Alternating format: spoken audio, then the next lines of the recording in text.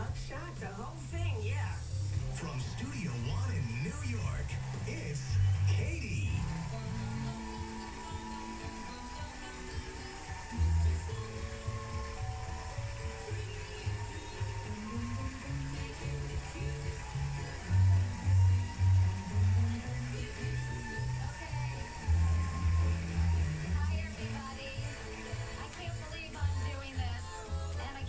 You're in your pajamas as well.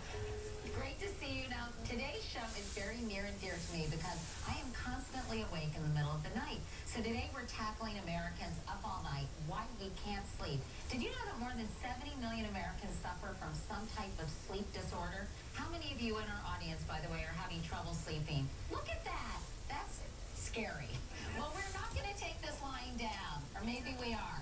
But the good news is today we're going to find out why. Here's some solutions and have a lot of fun along the way. How can we not? We're all in our PJs after all.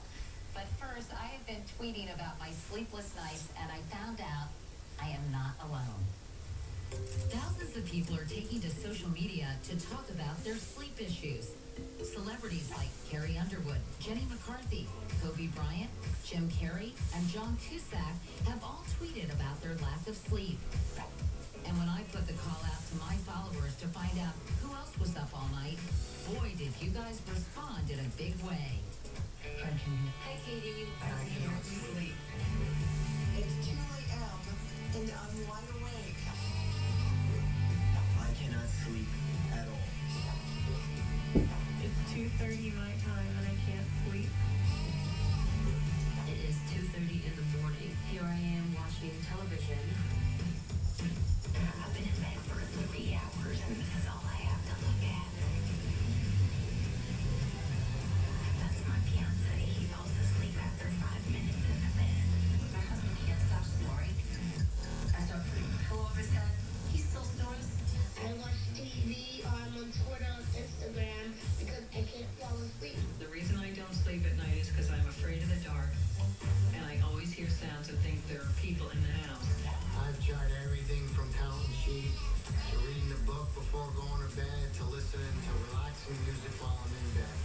And no matter what I do, I wake up every half an hour all night long. I need your help. Katie, can you help me? Please help me, Katie. Thank you. Okay. I'm going to try. I'm going to do my best. Help is on the way, I hope. We have two other up-all-nighters, Atiyah and Lauren, and we're going to try to figure out their sleep issues. And to help us do that is sleep expert Dr. Carol Ash. Hi, Carol. How are you? Okay. So what's my problem? I mean, we don't have time for that. But when it comes to sleep, what is keeping me from sleeping through the night? I always wake up usually between 3 and 5 in the morning. And, it's really about the same time. I don't really, ironically, have trouble getting to sleep. I have trouble staying asleep. Well, women, unfortunately, Katie, we have some really unique challenges. Hormones play a big role in our ability to sleep. Progesterone is a hormone that causes sleepiness. And progesterone is released when you ovulate, and it's high when you're pregnant. And anybody who's pregnant can tell you they're really tired. So when you go into menopause, you see actually a drop in those hormones. And estrogen is very critical for temperature regulation. And as we all know, we'll get those hot flashes. That's because of estrogen. And temperature regulation is very critical for sleep. What can we do to kind of stay level? Reach out to your physician and talk about hormone replacement. I mean, there's oral contraceptives that may help to balance that imbalance in the hormones, but also alternatives altogether to the medications are some more natural things. Melatonin is a natural substance that you don't even need a prescription for. You can get it over the counter. And something that a lot of people don't know about, socks. As silly as this sounds, you can wear socks to bed. What that does, it helps with the temperature regulation. It opens up blood vessels in your feet. That cools you down. And remember, you fall asleep on a temperature drop. We have some suggestions about things you can eat that really do help you sleep at night. Yes. What are those? Surprising. Calcium, right? Calcium and magnesium have been shown to actually support the whole sleep system and help you sleep more soundly. Yogurt. You have orange here. Yes, oranges are a good choice. And low glycemic food, option. The same thing with the yogurt and the almonds, low glycemic food options.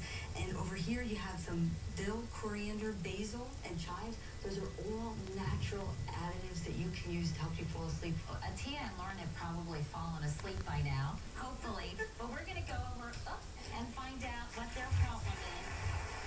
Okay. Hi, Atiyah. How are you? I'm going to sit next to you. So, how are you? I'm good. So you have a very hectic life and a very hectic schedule. Tell us about your life, Atiyah. It is insane. I have 3 kids. I work on Wall Street. I'm up at 5 in the morning. I'm literally ripping and running all day long until 9, 10 o'clock at night when I get back home. And as you know, being a mom, it just never stops. So I'm still working until 1 o'clock in the morning. I get about 4 hours of sleep a night. Wow. So do you have trouble falling asleep or staying asleep? Staying asleep, the same issue. So, Carol, what is for Atiyah's problem? Well, it sounds like Atiyah's dealing with the problem that a lot of people deal with. That's stress. Stress.